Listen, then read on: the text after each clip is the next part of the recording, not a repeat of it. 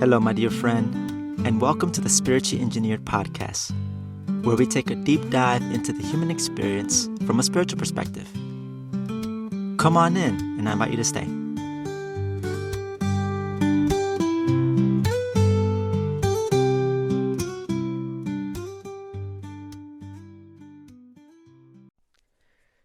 Okay, my friends, so this episode that's usually reserved for the monthly meditations is going to be a little bit different in a couple ways. One of the reasons being is because I'm planning on traveling, at least at the time of recording this. I will be traveling to a spiritual retreat at the IR, which I may do an episode and talk about that experience and regroup that experience for myself. But more on that later. So usually when I'm in the energy of a new month, talking about the spiritual theme of the month, that's usually my preference and what I usually do. Other episodes, I may record it in advance to just to save myself from burnout and whatnot. But for this reason and because of my travel plans, it's going to be a little bit different. With the big one being that I won't read the excerpt. I won't read the excerpt that usually that the college provides here with you. However, once March comes around, which by the time this is released, it will probably be March. It will be March. Then feel free to check out the show notes, and you can access the Wayshowers College, www.wayshowerscollege.com, and just look at the blog section, or even just type in the search bar the Wayshowers Philosophy. It's this Wayshower, like WAYSHOWERS, all one word, Wayshowers Philosophy. So if you want access to it still, even if I'm not going to read it for this particular month, feel free to do so. Check out the show notes. So, a new month. All right, we're going to get to this assumption and this play that we're here, even though we're recording this early, so bear with me. So in this new energy of March 2026. Now, when I saw the theme, when I looked at it, it gave me a smile on my face because I'm going to have some fun with this one. And so the spiritual theme is play. Play. Play.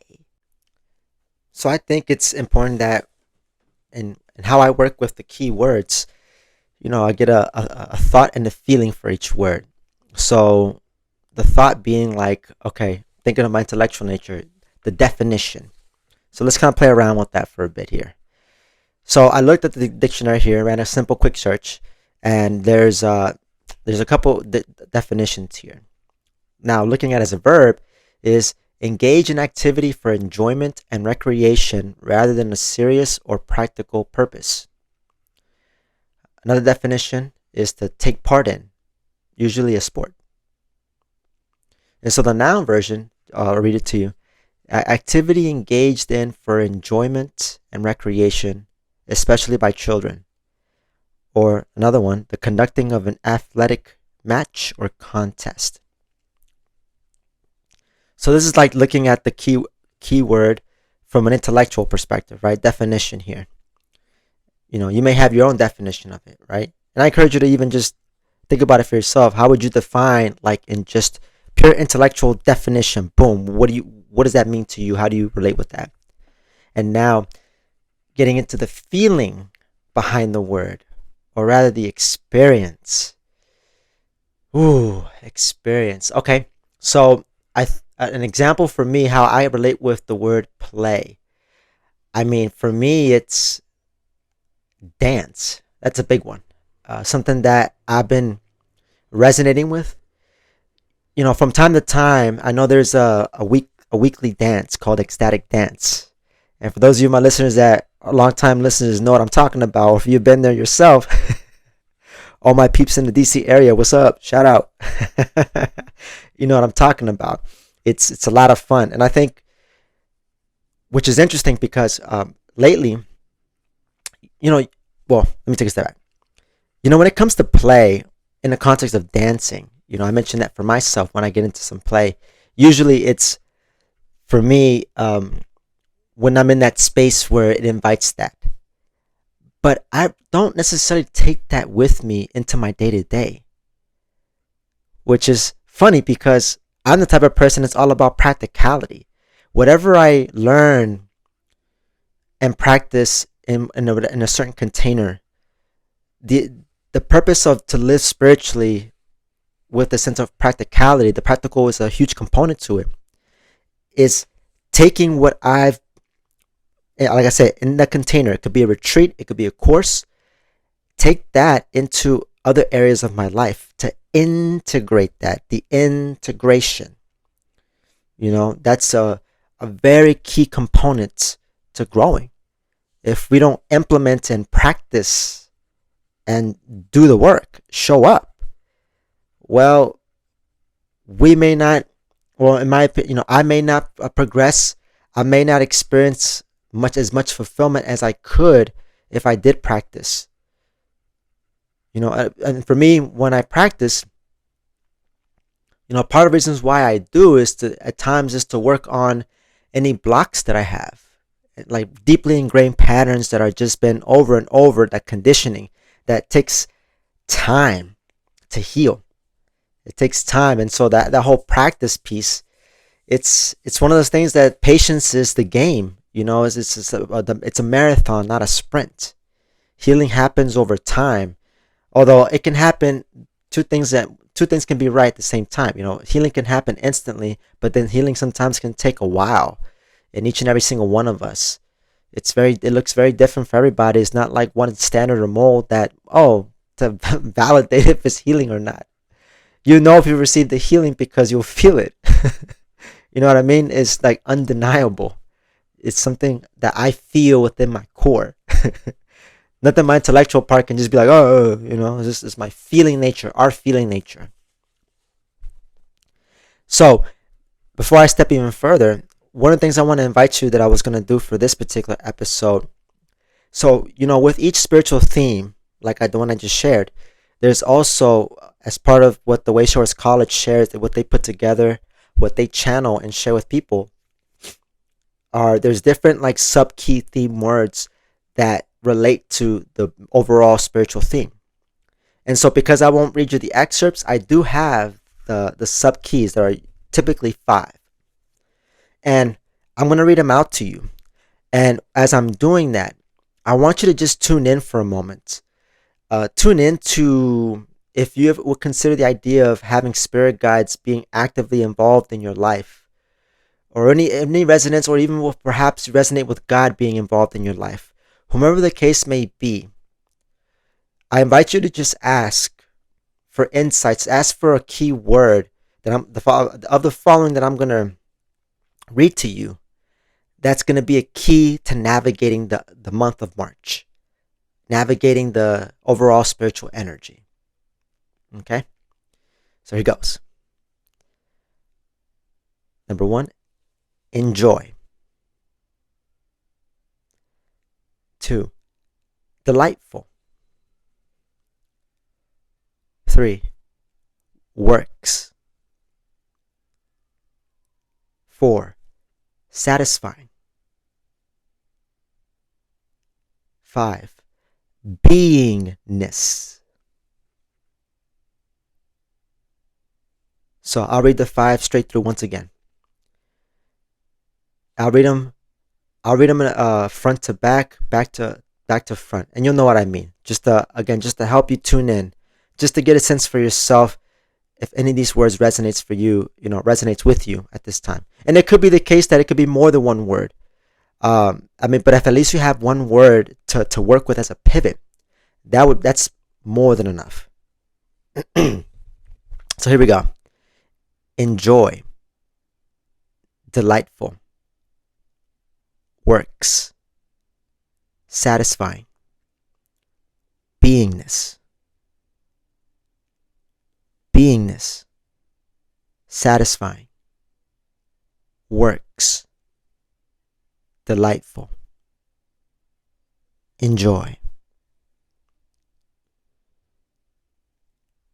So if you weren't in that mode at the time I was reading it, to really tune in and to meditate on this, you could just always rewind the recording and just to that point again and just try again until you get that one word or maybe more than one word that stands out to you.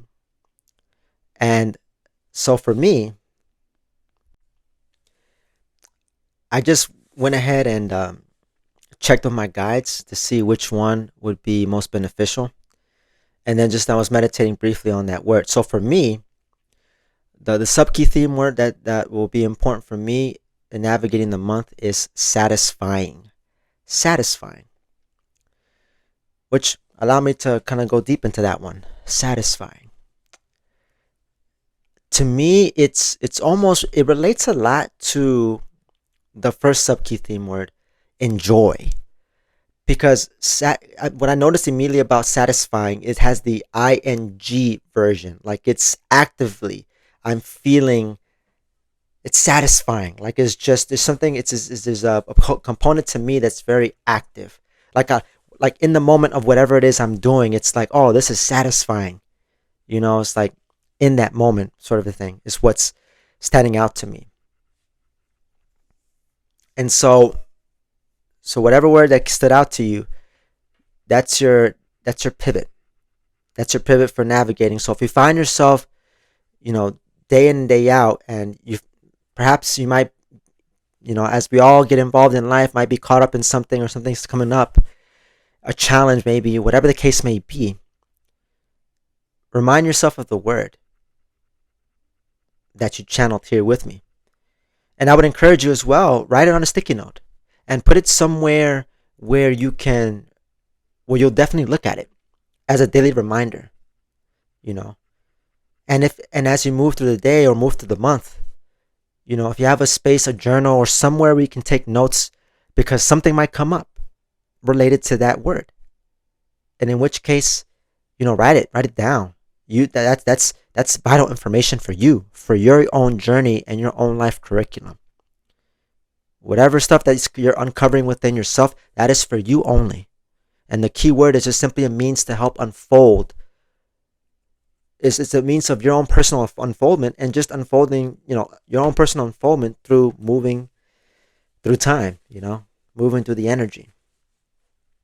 So an invitation, keep that in mind just to help you in your own pivot. Because, I know for me, when I work with my guides, that's part of, that's the intent when working with keywords, something that the college teaches is part of the courses, the retreats. We're always checking in with ourselves. Usually we're checking with our spirit guides to get a key word because they have that big picture, bird's eye perspective, right? They can see things happening in real time. And so they can offer a simple key word to us that really captures what's going on. And that's all we usually need on our day-to-day stuff. It's not like a paragraph or a sentence, although we have the ability to channel sentences. I've done it before and and when I have done it, it's pretty cool, But again, like when it comes to like the techniques and whatnot, and there's so many that the college teaches, for me, I know I can always benefit from like practicing more in my personal rather than waiting before like what rather than waiting like I have to do it around like my online meditation circles or waiting until we reconnect and regroup again and just do it out of my own free time and just the discipline and the true concern. So so looking at the keyword, the overall theme of play, one of the things that stood out to me, thinking about that spiritual theme and why it's so important. Can you imagine living your life without any play whatsoever?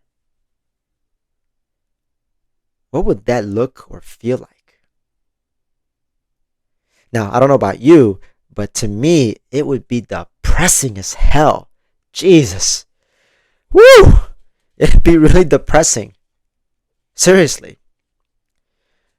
And so, to have play, thinking about the verb, but thinking about the noun, because to me, I'm thinking about the need for embodiment of play. Because that energy of play, we all have it within us. Why? Well, one big reason why is because we were all children at some point.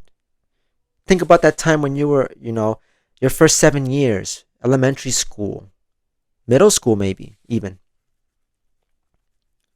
Or you can think, or look back even further in kindergarten, you know. Those are the times of like going to recess and just spending time with friends and in the park, or like, going on the slides and doing. I can remember, for myself, of just, spending some time at my elementary school, like, what great times they were, really, to engage in some play, you know.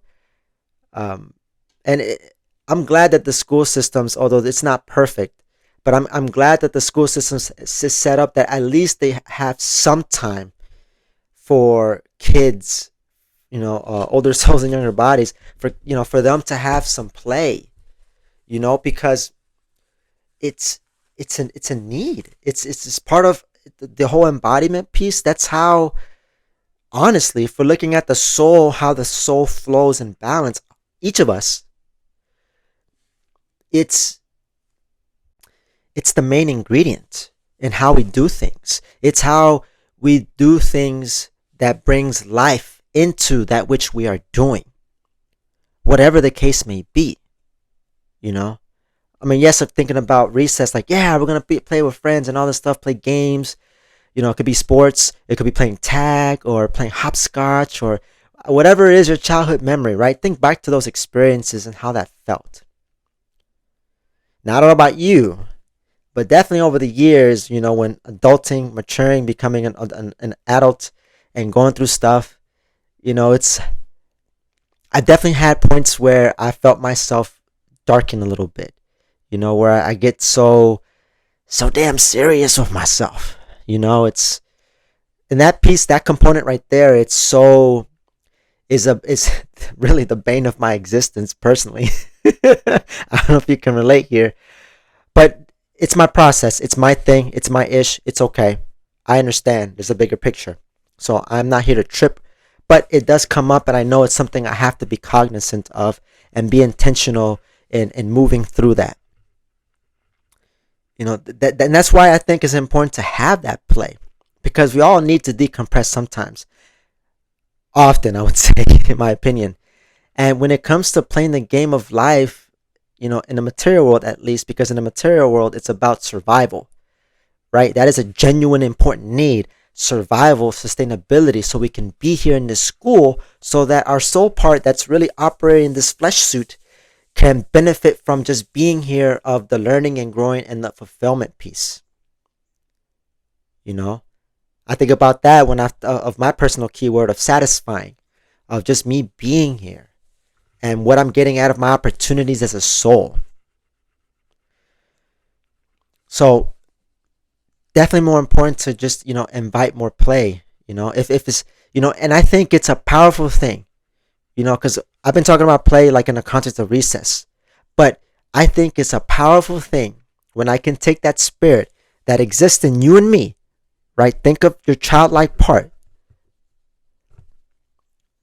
And all it takes is just expressing, to allow, sometimes give permission, to just play in all aspects of life. And definitely, I want to say and acknowledge that there is a time and place for everything. There's a time and place for things to be serious, and there's definitely time for things to be playful, right? And that's up to each and every single one of us to discern for ourselves. Okay, what does this occasion call for? What does this opportunity call for me to do? What must I do to move through this with ease? Just move through it, period. But that play, to be able to bring that into everything. One of the big examples and where it's important is work. Work takes up, for most of us, at least 8 hours of our day. And I can imagine there's some people that are like at their jobs feeling like crap, but staying stuck in it because we have to survive. And that's That's an important need. I recognize that. But then that's where there's this competition can happen between like my material needs and my spiritual needs. If that happens, rather than aligning with and taking care of both, and if I find myself where it's I'm putting more emphasis on the material needs over the spiritual, in my experience, that definitely starts creating a vacuum, or starts creating the sense of where I was talking about satisfying, where it starts to feel dissatisfying, where people start to experience down days more than up days. And so going back to the example of like thinking about people at work, think about your situation. How do you feel about your job right now? Perhaps you might feel like it's just, I'm just doing this because the money's good. And whatever it is about that job that perhaps you might feel some type of way, I invite you to journal that for a moment. Or maybe you might feel content with your job. Like I know for me, I'm super content with where I'm at, and I'm super grateful, and I consider it a blessing. But speaking to those that are not in that good place and they think that work is all serious all the time, da da da da da. Remember when I said that there's a time and place for serious and a time and place for play in all areas of our lives. So in the context of work, there is a time and place for some play at your job. And I think that's a very crucial thing to practice, to work on that. Because it takes 8 hours of our day. What good is the money that I'm getting from a certain job if I'm not getting the enjoyment, if I'm not getting the satisfaction, the fulfillment from it? And it's amazing how what my concepts, depending on what they are and the fear that may come up, I may keep myself in a situation where it's just not doing anything, rather than fulfilling me, it's draining my ass. And it's like I said, the concepts I may have can prevent me from making the necessary steps and the moves to switch it up. So if you find yourself in the position at your job where it feels depressing, if I were in your shoes, I would look at it to see how can I invite more play into it. And just think about some ways of doing that with a sense of balance, right? And if all else, and say let's say that you did everything you could to invite some play, and you were at it for like maybe days, weeks, or even months, and still nothing. Intuitively, we all know within when we need to make a shift in our lives, when it's like, okay, I gotta make some life choices here. So usually, when it comes to work, it's like how I would approach it. This is again for the people that are in this position. See what you can do first to affect your environment. We are influenced by our environment because we are energy. But we're not doomed or fated to just be a product of our environments. Even though it can contribute to where we are and what's going on with us, etc., etc. However, we also hold the capacity to express inside out and shine our light into our environment. I've experienced that and witnessed that countless times. And so I say this from experience that it works, and you are powerful, and you can do it. You can affect your environment. It's not impossible. It's an energy thing. It's an energy thing. If you're here listening to this, you have the capacity within you. Otherwise, why would you even be attracted or even bother with your time listening to me babble on about spiritual crap? I use the term loosely, of course. So there's that resonance there. I'm always a firm believer. I'm a firm believer of like attracts like. Whatever you find yourself attracted to, you have something of it within yourself. I'm going to speak for the positive. Of course, it applies to the negative too, but I don't want to that's not the point here, but speaking to the positive here. So you can do it. And so do my best. If I can't, invite some more play, and if even after that is still not feeling that satisfaction, then that's when it's a good idea to start considering some decisions, some transitions. Because, I think all of us have different skills and talents, and, if we all spend some time intuitively looking within to discern, like, I think a lot of people would be spending time that actually it's in their niche. There's their own using their gifts. In an ideal world, people are in jobs that they're good at, that they have a talent for, or even or not even that. Or sometimes people are in a job that they're having challenges initially, but what that job provides for that individual is actually helping them to be a better person, better human, a more evolved soul. Right? This is Alvin's ideal world. So I mentioned that definitely as a big example, because that's something that I know for myself from experience, where I fall into the trap of like work, serious, responsibility, no fun. Who says being responsible can't be fun? Check your concepts, your belief systems, my friend, because it's amazing to just recognize, like, oh, I have this concept about this thing, and affects outlook, how we show up. At least I know my concepts and my belief systems do. Definitely affects how I show up. This is all, in my opinion, part of the journey while we're here. To heal, as part of our healing journey, to heal our concepts of ourselves, of the world around us, of our relationships. This is just my opinion here. And so let's take it to the personal. When I'm at home taking care of chores. Oh, chores. The game of life where we have these rhythms and routines, and we have to periodically do a lot of stuff to maintain stuff. Ugh, ew. But what if I bring some play into that experience? What if I bring some play into washing the dishes or sweeping the floor? What would your life look like when you invited some play into your day-to-day routines? Whatever that looks like for you, whatever is your unique situation. What would that look like? What would that feel like? And I think there, like I said, so talking about the personal, the business, just when it comes to play, I think for me, it's versatility.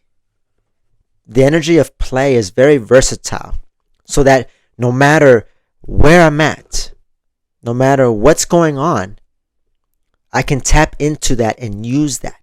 That's a very powerful thing. And in my experience, when I've engaged in that play, it's amazing how that opens me up. And it opens me up to my guidance, my spirit guides. It invites in clarity and insights, because when I'm in that play, I'm lighter. My vibration, I'm operating from that place of lightness and ease. But the times when I've been heavy and dark and damp and XYZ, there's the vibration of separation and loneliness that starts to creep up. But that energy is not a part of you or me. That's in the environment. That's confusion. That's ignorance. Detached from the reality of oneness. Oneness is the reality. You and I, we're one with all things. I'm one with you. You're one with me. I'm thinking about that movie, that one Star Wars movie, I am one with the Force with me. Thinking of the actor, Donnie Yen.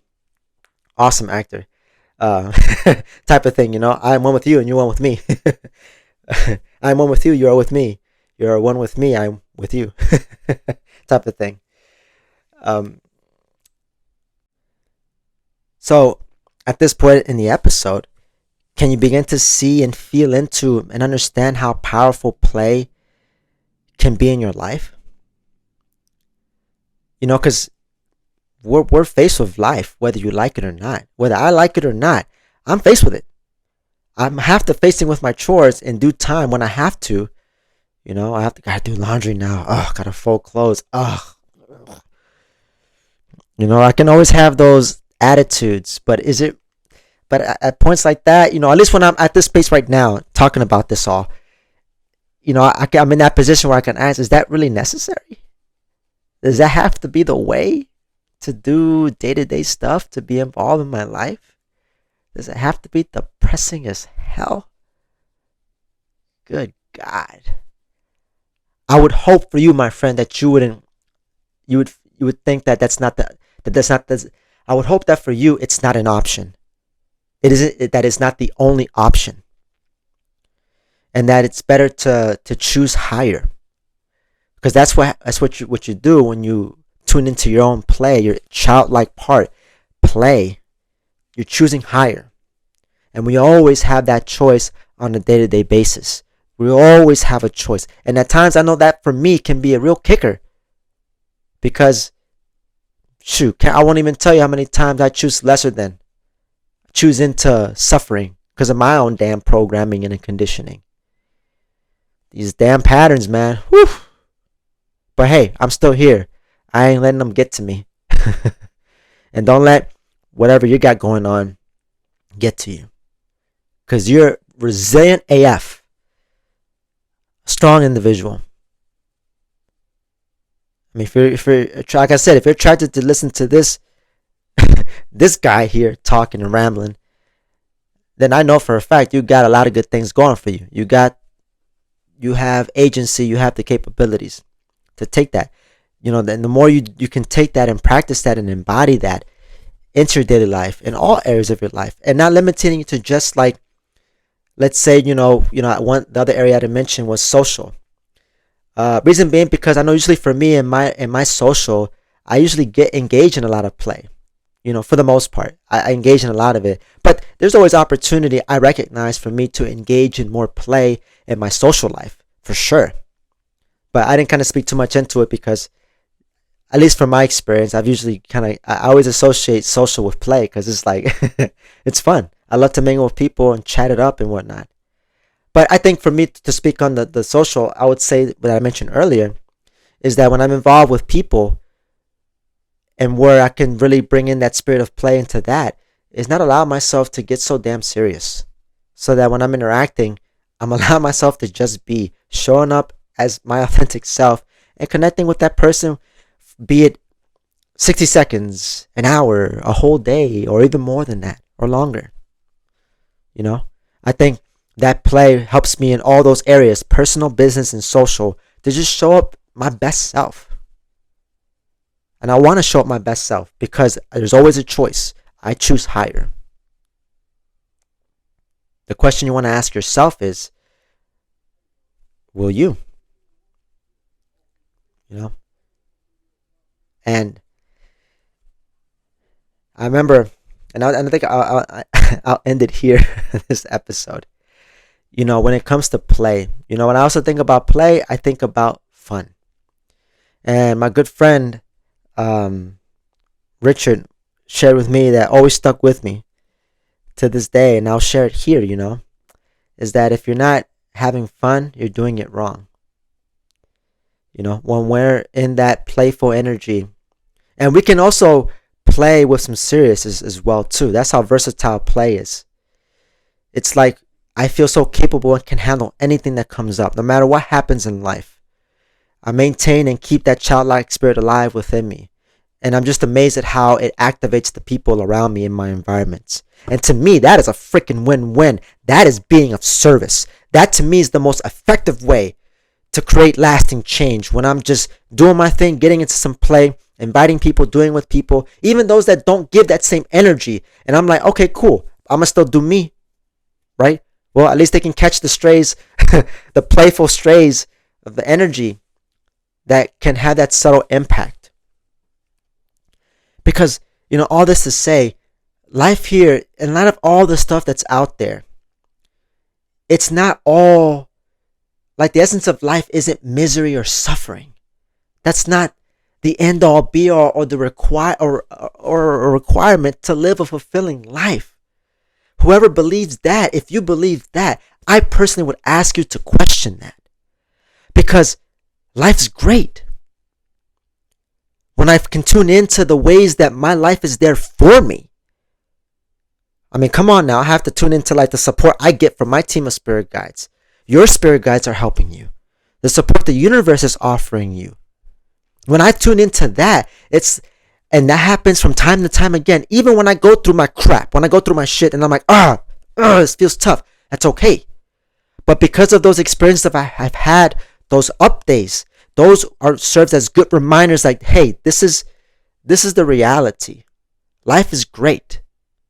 And it's about discovering how great it truly is. And the times when the ugly comes up, to work through that. And for me, it's like looking at the blessings in the ugly, because that's something that I've learned in my experience. What may come off as ugly on the surface, when I've uncovered it and worked through it, I find a blessing underneath it all. And that right there, it's like the blessing there that I